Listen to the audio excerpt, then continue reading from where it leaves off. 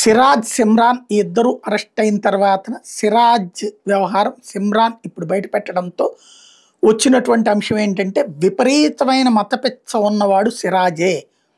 భారతదేశాన్ని మతరాజ్యం కింద మార్చాలి అంటే ఇక్కడ ఉన్నటువంటి వాళ్ళ ప్రాణాలు తీయాలా, భయపెట్టాలా, వణికించాలా, అప్పుడే జరుగుతుంది అన్నటువంటి ఫీలింగ్ వీడికే ఉందట. ఇప్పుడు ఆ సిరాజ్కి సంబంధించిన విషయాలు ఒక్కొక్కటి బయటకు వస్తున్నాయి.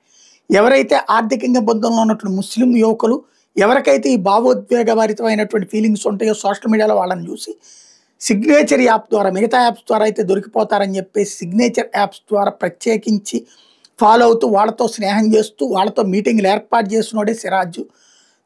వీడికి 3 దేశాల నుంచి డబ్బులు వస్తున్నాయి. ఆ డబ్బుల్ని ఇక్కడిచ్చి తయారు చేస్తున్నాడు. వీడిని ఎవరు నడిపిస్తున్నారో నాకు తెలియదు అని చెప్తున్నాడు. అంటే వీడు విదేశాలతో నేరుగా కాంటాక్ట్ పెట్టుకుని చేస్తున్నటువంటి ఉగ్రవాదానికి సంబంధించిన ఆధారాలు ఇప్పుడు బయటపడ్డాయి.